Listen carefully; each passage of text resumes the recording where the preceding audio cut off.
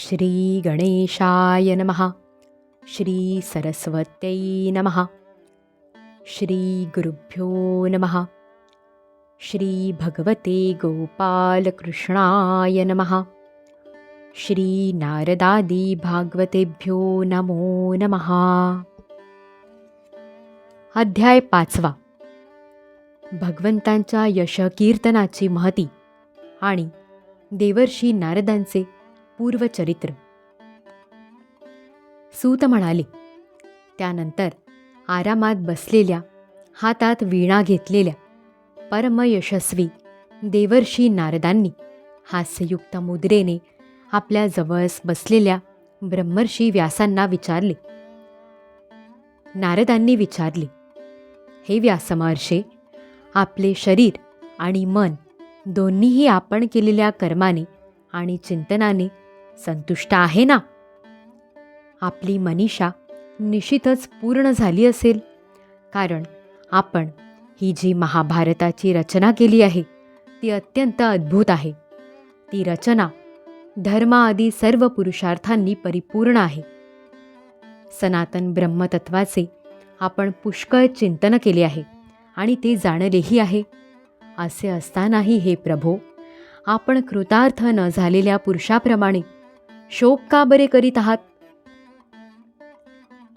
व्यास म्हणाले, आपण माझ्याबद्दल म्हणालात ते सर्व खरे आहे. असे असूनही माझ्या मनाला समाधान नाही. याचे कारण समजत नाही. आपले ज्ञान अगाध आहे. आपण साक्षात ब्रह्मदेवांचे मानसपुत्र आहात, म्हणून मी आपणालाच याचे कारण विचारित आहे.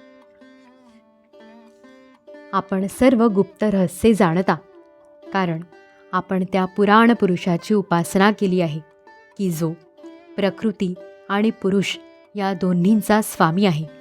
स्वतः निस्संग राहूनही केवळ संकल्पाने गुणांच्याद्वारे या सृष्टीची उत्पत्ती, स्थिती आणि प्रलय करीत राहतो. आपण सूर्याप्रमाणे तिन्ही लोकांत भ्रमण करता आणि प्राणवायूसारखे सर्वांच्या अंतःकरणाचे साक्षी आहात. मी नियमपालनांच्या द्वारा परमब्रह्म आणि शब्दब्रह्म या दोन्हींचीही पूर्णपणे प्राप्ती करून घेतली असतानाही माझ्यामध्ये जी उणीव आहे ती आपण सांगावी. श्री नारद म्हणाले, आपण बहुधा भगवंतांच्या निर्मल यशाचे गुणगान केले नाही. असे मला वाटते की ज्यामुळे भगवंत संतुष्ट होत नाहीत असे शास्त्र किंवा ज्ञान अपूर्ण आहे. मुनिवर्य, आपण धर्म आदी पुरुषार्थांचे जसे निरूपण केले आहे तसे भगवान श्रीकृष्णांच्या महिम्याचे निरूपण केले नाही. ज्या रसभावालंकारांनी युक्त अशाही वाणीने जगताला पवित्र करणाऱ्या भगवान श्रीकृष्णांच्या यशाचे वर्णन केले नाही, तर अशी वाणी म्हणजे काव्यांसाठी ज्या ठिकाणी उष्टे पदार्थ फेकून दिले जातात तशी अपवित्र मानली जाते. मानस सरोवरात विहार करणाऱ्या हंसाप्रमाणे ब्रह्मधामात रममाण होणारे भगवत चरणांचे आश्रित परमहंस अशा रचनेच्या ठिकाणी रममाण होत नाहीत. या उलट जी रचना दूषित शब्दांनी भरलेली आहे, परंतु जिचा प्रत्येक श्लोक भगवंतांच्या सुयश सूचक नामांनी भरलेला आहे, तीच वाणी लोकांच्या सर्व पापांचा नाश करते. कारण सत्पुरुष अशाच वाणीचे श्रवण, गायन आणि कीर्तन करतात. मोक्षप्राप्तीचे साक्षात साधन असलेले निर्मल ज्ञान भगवत भक्ती विरहित असेल तर ते तितकेसे शोभत नाही. तर मग जे साधन आणि सिद्धी अशा दोन्ही अवस्थेत नेहमी अमंगल असते ते काम्यकर्म म्हणजे साधन, आणि जे भगवंतांना अर्पण केले नाही असे अहेतुक देखील कर्म तरी कसे बरे शोभेल? व्यासमहर्षे, आपली दृष्टी अचूक असून कीर्ती पवित्र आहे. आपण सत्यव्रती आणि दृढव्रती आहात. असे असल्याने आपण समाधीच्या योगाने संपूर्ण जीवमात्रांना बंधमुक्त करण्यासाठी अचिंत्य शक्ती भगवंतांच्या लीलांचे स्मरण करा. जो मनुष्य भगवंतांच्या लीलांव्यतिरिक्त दुसरे काही सांगण्याची इच्छा करतो, तो भेदबुद्धी मनुष्य त्या इच्छेने निर्माण केलेल्या अनेक नामरूपांच्या फेऱ्यात सापडतो. जसे झंझावाताने डगमगणारी नाव अखंड हेलकावे खाते, त्याप्रमाणे अशा माणसाची चंचल बुद्धी कोठेच स्थिर होत नाही. संसारी लोक स्वभावताच विषयांत गुंतलेले आहेत. धर्माच्या नावावर निंदनीय अशी सकाम कामे करण्याची आज्ञा आपणच त्यांना केली आहे. हे सर्व उलटेच झाले, कारण सामान्य लोक निंदनीय कर्मालाच मुख्य धर्म समजून अशा धर्माचा निषेध करणाऱ्यांचे म्हणणे ऐकत नाहीत. भगवंतांचे गुण अनंत आहेत. कोणी विचारवंत ज्ञानी पुरुषच संसारातून निवृत्त होऊन भगवंतांच्या स्वरूपभूत परमानंदाचा अनुभव घेऊ शकतो. म्हणून ज्यांचा परमार्थाकडे ओढा नाही आणि जे गुणांमुळे डळमळीत झाले आहेत, त्यांच्या कल्याणासाठीच आपण भगवंतांच्या लीलांचे वर्णन करावे. जो मनुष्य आपल्या धर्माचा त्याग करून भगवत चरणांची सेवा करतो, परंतु सिद्धी प्राप्त होण्यापूर्वीच जर त्याचे भजन पूजन सुटले तर त्याचे काही अमंगल होते का? परंतु दुसरा कोणी भगवंतांचे भजन न करता केवळ स्वधर्माचे पालन करतो, त्याला कोणता बरे लाभ होतो? अशाच वस्तूच्या प्राप्तीसाठी बुद्धिमान मनुष्याने प्रयत्न केले पाहिजेत की जी वस्तू मुंगीपासून ब्रह्मदेवापर्यंत सर्व उच्च नीच योनीत केलेल्या कर्मांचे फलस्वरूप म्हणून प्राप्त होत नाही. अचिंत्यगती काळाच्या नियमानुसार दुःखाप्रमाणे विषयसुख सर्वांना स्वभावताच प्राप्त होते. हे मुने, जो भगवान श्रीकृष्णांचा चरणसेवक आहे, तो भगवत भजन न करणाऱ्या पण धर्मकर्म करणाऱ्या मनुष्याप्रमाणे दैववशात काही पापकर्म झाले तरी जन्ममृत्यूच्या फेऱ्यात अडकत नाही. तो सेवक भगवत चरणांच्या आलिंगनाचे स्मरण झाल्यावर त्यापासून परावृत्त होऊ इच्छित नाही, कारण त्याला भगवद रसाची गोडी लागलेली असते. ज्यांच्यापासून या जगताची उत्पत्ती स्थिती आणि लय होतो, ते भगवंतच या विश्वाच्या रूपाने आहेत. असे असूनही ते त्यापासून वेगळे आहेत, ही गोष्ट आपण जाणत आहातच. तरीसुद्धा मी आपल्याला या गोष्टीची आठवण करून दिली आहे. आपली दृष्टी अचूक आहे. आपण हे समजून घ्या की आपण पुरुषोत्तम भगवंतांचे कलावतार आहात. आपण अजन्मा असूनही जगताच्या कल्याणासाठी जन्म घेतला आहे. म्हणून आपणच विशेष करून भगवंतांच्या लीलांचे वर्णन करावे. विद्वानांचे म्हणणे असे आहे की मनुष्याने केलेले तप, वेदाध्ययन, यज्ञाचे अनुष्ठान, स्वाध्याय, ज्ञान आणि दान यांचा एकमेव उद्देश हाच आहे की पुण्य कीर्ती श्रीकृष्णांचे गुण आणि लीला यांचे वर्णन केले जावे.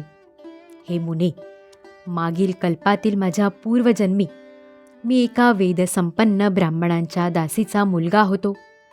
एका पावसाळ्यात काही योगीजन तेथे चातुर्मास व्यतीत करीत होते. लहानपणीच मला त्यांची सेवा करण्यास सांगितले. मी जरी लहान होतो तरी पण कोणत्याही प्रकारच्या खोड्या करीत नसे. इंद्रिये माझ्या अधीन होती. खेळण्या बागडण्यापासून मी दूर होतो आणि त्यांच्या आज्ञेनुसार त्यांची सेवा करीत असे. मी फार कमी बोलत होतो. माझे हे चांगले वर्तन पाहून समदर्शी असूनही त्या योग्यांनी माझ्यावर अनुग्रह केला. त्यांची परवानगी घेऊन त्यांच्या पात्रातील उरलेले अन्न मी दिवसातून एक वेळ खात असे. त्यामुळे माझी सर्व पापे नाहीशी झाली. अशा प्रकारे त्यांची सेवा करता करता माझे हृदय शुद्ध झाले आणि ते लोक जे भजन पूजन करीत असत त्यात मलाही गोडी वाटू लागली. त्या सत्संगात लीला गानपरायण महात्म्यांचा अनुग्रह झाल्याने मी दररोज श्रीकृष्णांच्या मनोहर कथा ऐकू लागलो. श्रद्धापूर्वक एक एक कथा ऐकत गेल्याने प्रिय कीर्ती भगवंतांविषयी मला प्रेम वाटू लागले. हे महामुनी, जसजशी मला भगवंतांच्या विषयी ओढ वाटू लागली तसतशी त्यांचे ठिकाणी माझी बुद्धी स्थिर झाली. या स्थिर बुद्धीमुळे या संपूर्ण कार्यकारणरूप जगतातला असूनही मी माझ्या परमब्रह्म स्वरूप आत्म्यामध्ये ही माया आहे अशी कल्पना करू लागलो. अशा प्रकारे वर्षा आणि शरद या 2 ऋतुकालात ते महात्मे दिवसातून 3 वेळा श्रीहरींच्या मंगलमय यशाचे संकीर्तन करीत असत आणि मी ते प्रेमभराने ऐकत असे.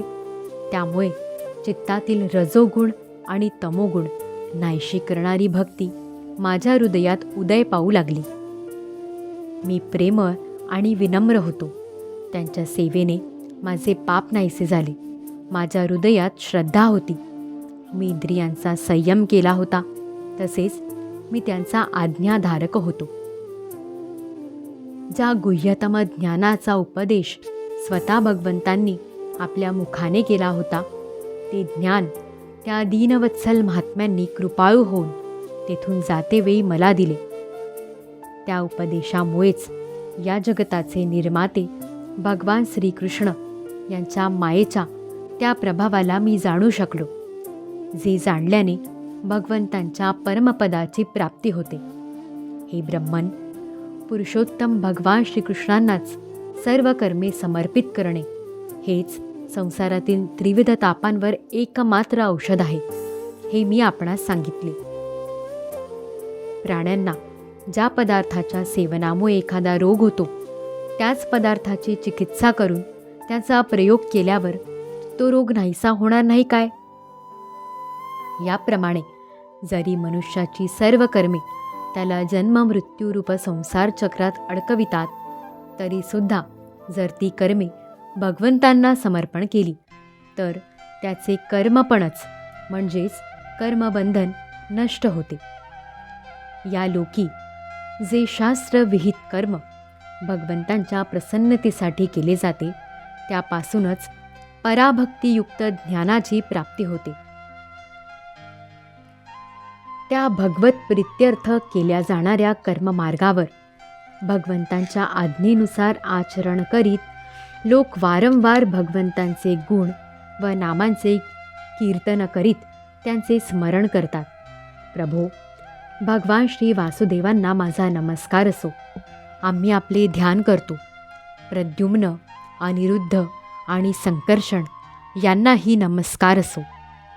या प्रकारे जो पुरुष भगवंतांच्या मूर्तींच्या नामद्वारा मंत्राखेरीज वेगळी मूर्ती नसलेल्या मंत्रमूर्ती भगवान यज्ञपुरुषाचे पूजन करतो त्याचे ज्ञान पूर्ण आणि यथार्थ आहे. ब्रह्मर्षी, मी जेव्हा भगवंतांच्या आज्ञेचे या प्रकारे पालन केले तेव्हा हे जाणून भगवान श्रीकृष्णांनी मला आत्मज्ञान, ऐश्वर्य आणि आपली भक्ती प्रदान केली. आपण पूर्ण ज्ञानी आहात. आपण भगवंतांच्या कीर्तीचे वर्णन करा. त्यामुळे मोठमोठ्या ज्ञानी लोकांची जिज्ञासाही पूर्ण होईल. जे लोक संसार दुःखामुळे वारंवार व्यथित होत आहेत त्यांच्या दुःखाची निवृत्तीही यामुळे होऊ शकते. दुसरा कोणताही उपाय नाही. अध्याय 5 समाप्त. श्री सद्गुरु चरणारविंदार्पितमस्तु.